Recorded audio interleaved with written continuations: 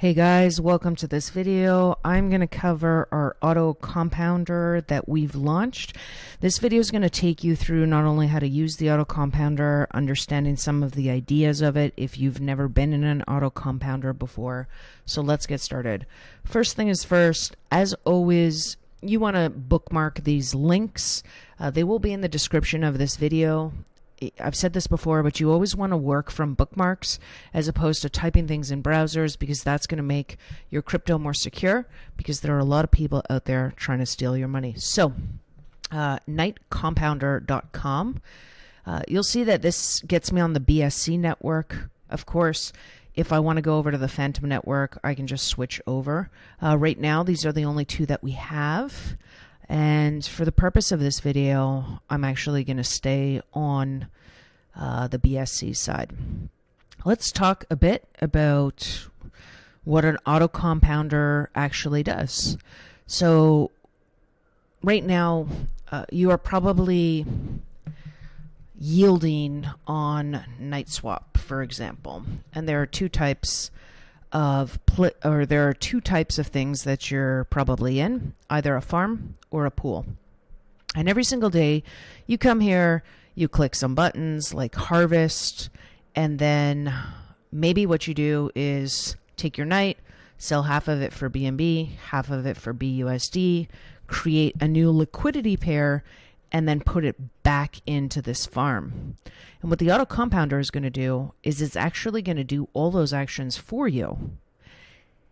And it's also going to do them twice a day, which means that it is going to automatically compound your yield without you having to push any buttons. So let's jump into the Knightswap compounder and let's take a look here. Now, there are two types of vaults. And just for clarity's sake, even though it's called a vault, you can withdraw your investment at any time. So it's never locked in. So we have single stake assets, and then we have LPs. So let's look at single assets. And if we take a look here, we can see that this is Knight, banana, cake. So what will this do? This will take your cake and it will make more cake for you. So you put in cake and then it makes more cake. This one will take banana and make more banana. All right, so that's single stake, where you're just staking one asset. I'm going to click on all here. And now we can see you're probably familiar with this Knight BUSD LP. So what will this Autocompounder actually do? What it will do is, we can see that this is using Knightswap, so that means it would be yielding Knight. It would take your Knight yield.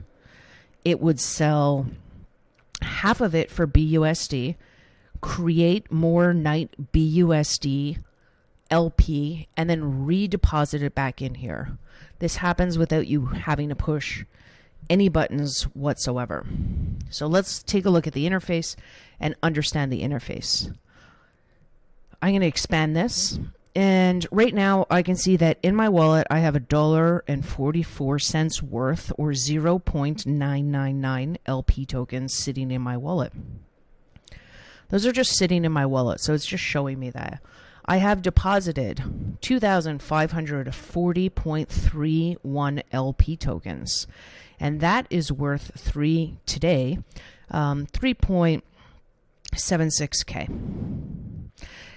We can see what the APY is and the APR. Now remember, like I said, the vault is compounding twice per day. So that's how we get this APY number. That's showing us the compounding twice per day. If we just were looking at the regular APR, it would be 120%.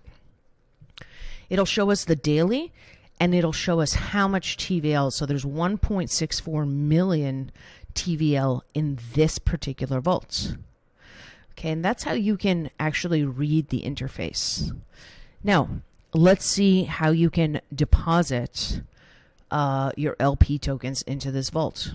So, of course, first you need to create the LP if you already haven't. The easiest way to do that is by clicking on Add Liquidity. that will open up that particular exchange and it will take you to the add liquidity. So if you don't know how to add liquidity, I'm going to link in the top right corner here to a video that shows you how to actually add liquidity. But just as a quick recap, you would need equal amounts of BUSD and equal amounts of Knight in order to add liquidity. So once you've created that LP token, it will be in your wallet.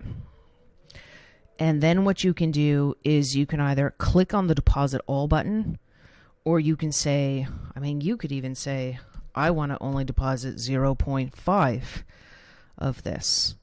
Okay, and that'll automatically take the slider to 50 cents. So determine how much you want to deposit and deposit. Now, I'm going to click on the deposit all button. It's going to bring up my MetaMask wallet. I'm going to click on confirm, and then it is going to go ahead and deposit that LP into the vault. Now, something to be mindful of. The price of any of these assets could go up and could go down, which means that maybe tomorrow you log in and this is $3,580. That's because the price of Knight has fluctuated. What you should see day in and day out is this number here, 2,541.3179. That is the number that will be increasing because the vault's job is to auto compound your LP tokens. Okay, so that's the number that you're going to see increasing. And this number here, the dollar value of it, is going to fluctuate. So I hope that makes sense for you guys. Now, if you want to withdraw your tokens, you can always withdraw your tokens. Same concept as the deposit. You can withdraw all. You can withdraw all, or you can withdraw some. Here, if I want, I can withdraw 1 token, or I can withdraw 100 tokens. It's really totally up to you how much you want to withdraw. I'm not going to hit the withdraw button, but the process is the same as deposit. You hit withdraw. It'll open up your MetaMask wallet. You need to have enough gas in your wallet, and then you'll be able to withdraw those tokens back into your wallet. I want to cover Moo tokens and what actually happens on the blockchain when you deposit your LP tokens into a vault. So it will look like nothing is actually happening in your wallet, but let's take a look at the blockchain. If you go from your wallet and click on View Explorer, then it'll take you here, and here I am in my wallet. I can click on Expand. This is going to show me all of my assets. Now I won't see it here because this is in alphabetical order. So I'm going to click on Next, and I'm looking for these Moo tokens. And here we can see that there's a bunch of them on the blockchain. So if I hover over them, I can see this one is the BUSD guard. This one is the Knight BNB, Knight BUSD. Each and every single vault that I deposit into is going to give me something called a Moo token. Very important for you to understand. The Moo token is like your receipt. That is the asset. If I were to send this token to somebody else, I lose control of the vault. I am giving that asset to somebody else. So you never want to send your Moo tokens to anybody unless you purposely mean to do so. Maybe you want to, I don't know, send a gift to someone. But a more practical application, which I'm going to cover later on in this video, is maybe you're setting up a new Trezor, or you're setting up a new MetaMask wallet and you want to transfer your Moo tokens. And I'll show you how to do that later on. So these won't actually appear in your wallet. You will have to add them to your wallet.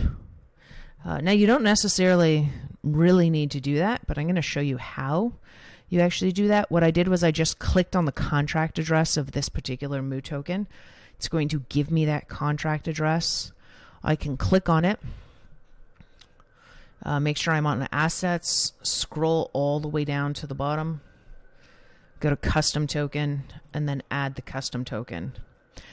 Now you'll see that this is giving me an error, and what it doesn't like is that the symbol can only be 11 characters. So you'll have to edit this, and you can type in like moo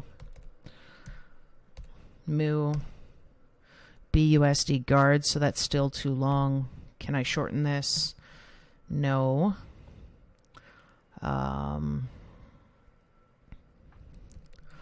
can just type in M for moo. Okay. So, maybe I can just get rid of the D. You'll have to come up with a naming convention that works for you, and click on Add Custom Token. Now when I import the token, I'll see that it tells me exactly how many I have in my wallet. So at the bottom here, 1.9948, and we can see that that matches up with my 1.948.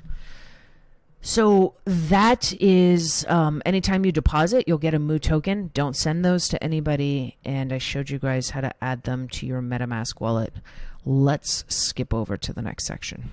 So once you've got that Moo token loaded in your wallet and you have it as an asset, like I just showed you, you can click on it and then click on send and then send it to any address. Warning, once again, if you send this token to somebody, they now own that asset, which is a receipt to the vault. So don't send it to anybody that you don't want to send it to. Why would you be transferring Moo tokens? Maybe you're setting up a new Trezor wallet, or you're setting up a new MetaMask wallet and you don't want to withdraw because, you know, like we do take a small fee that supports the ecosystem, 0.1%. But you're just setting up a new wallet and want to transfer your vault assets to your Trezor wallet, for instance. So you would just send it, and now those would all be deposited into the vault. So that's how you send your Moo tokens. Last warning, guys, be careful. We even have a little warning for you down here. Mind your crypto and, you know, guard your vault. All right, guys, that's how you send your tokens.